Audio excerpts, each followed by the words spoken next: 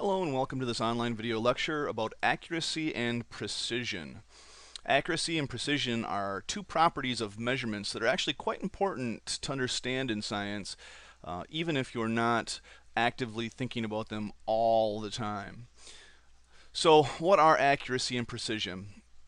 Well, in a nutshell, accuracy is how close a measurement gets to what the actual value that you're measuring is. So accuracy is how close to the real amount. So when you make a measurement, let's say you're measuring something that's exactly 12 inches long, when you measure that thing, the closer you get to 12 inches, the higher your accuracy is. So accuracy is how close you get to the actual amount that you're measuring. And precision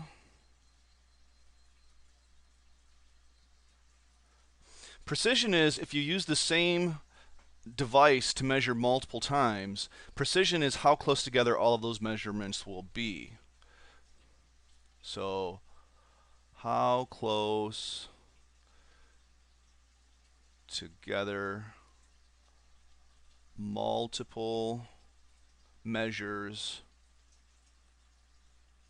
are. All right, so we have these two things, accuracy and precision. And ideally what you'd love in a measuring device is high accuracy with high precision. You want the device to get very close to what you're actually, the amount that you're actually trying to measure, and hopefully every time you measure it, it's going to be very close to that amount. But not all devices have the same amount of accuracy and precision, and I'll show you that in just a moment. Before we get to it, you may have noticed I have some targets over here. I'm going to use these targets to kind of illustrate accuracy and precision to you. So the targets, we're going to kind of use them as kind of like a metaphor here. If I was taking a measurement and the actual measurement was the bullseye on the target, right? And let's say I measured and I got a measurement that was over here, and then one was over here, and I had one down here, and I had one over here, and then maybe I had one like right here. So if the center of this target is what the actual measurement is, I think you can agree that most of these measurements are not that close to what the actual amount is. One of them is a little close, but then 4 of them are not. So in general, you would say that these measurements have low accuracy. They're not very close to where they should be. But if you look at the measurements in relation to each other, you'll see that they're also very spread out. So not only are these measurements not very close to what they should be, but they're also not very close to each other, which means that using the device that you're using to make these measurements has low accuracy and low precision.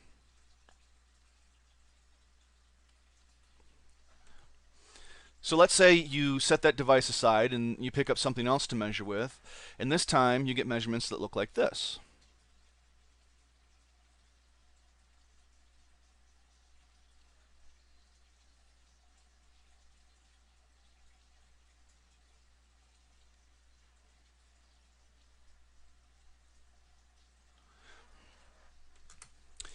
So what's going on here?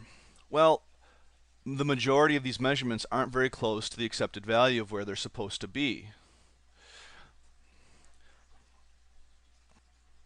However, if you look at the dots in relationship to the actual measurement, if you averaged all of these measures out, you would actually be pretty close to the center over here. So this would be an example of a measurement that has pretty good accuracy because the average of all the measurements is close to the accepted value, but low precision because the individual measurements themselves aren't very close to each other.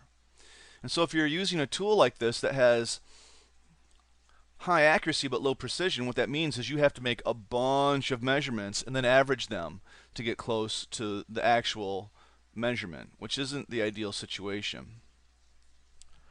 So now let's say that I used another measuring tool, and this time I got a measurement here, here, here, There was one there, one over here, and one there.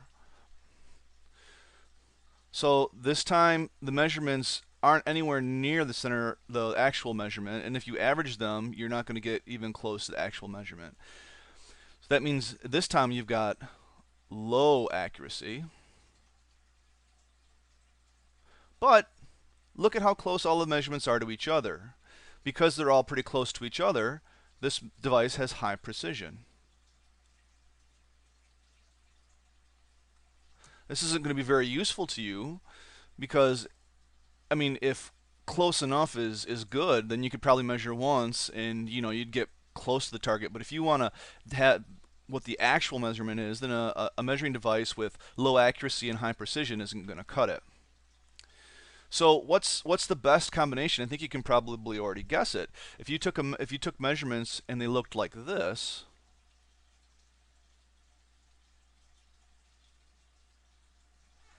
then you're using a device that has high accuracy because all of the measurements are very near the actual value, and high precision.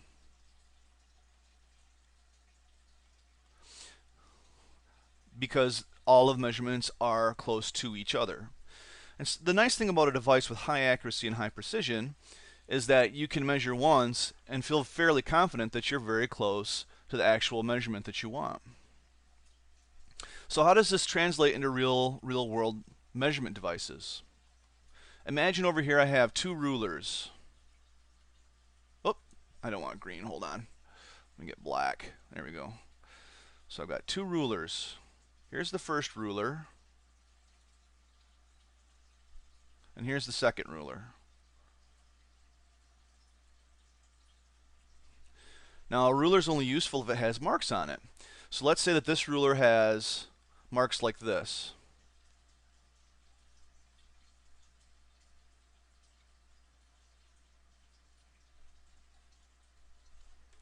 And this ruler has marks like this.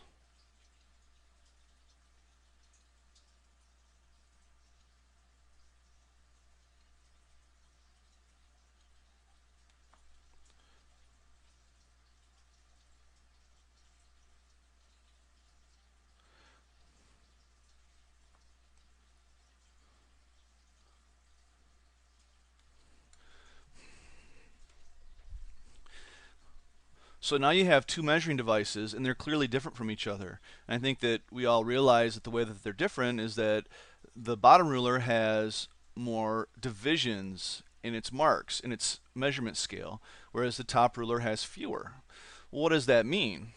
Well, if you were going to measure the same thing with both rulers, let's say it's a piece of string,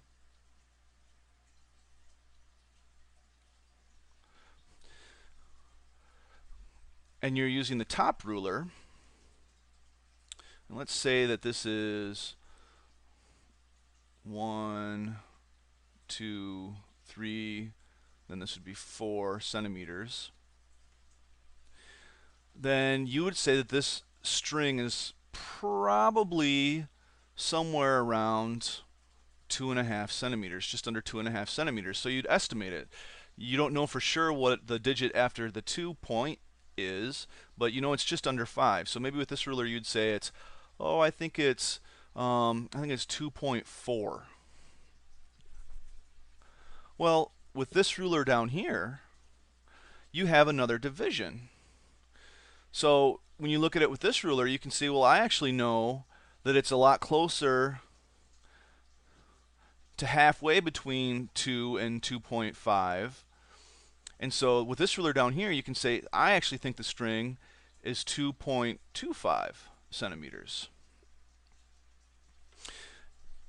So what are you getting with the different rulers? Are you getting higher accuracy or are you getting higher precision? Well, if you use this ruler over and over again with the same string, you're probably always going to get a number that's close to 2.4. And if you use this ruler over and over again with the same string, you're probably always going to get a number that's close to 2.5. So that means that they both have fairly high precision. But this ruler down here is getting closer to the actual length of the string because it has more marks. So this ruler down here has higher accuracy, whereas this ruler up here has lower accuracy. So usually what happens with devices if they're fairly easy to read, you're going to have high precision. But then the more fine the scale is for the measurement, the higher the accuracy goes. So that's accuracy and precision and how it relates to measurements. Thank you for watching this online lecture, and as always, if you have any questions, please feel free to ask in class.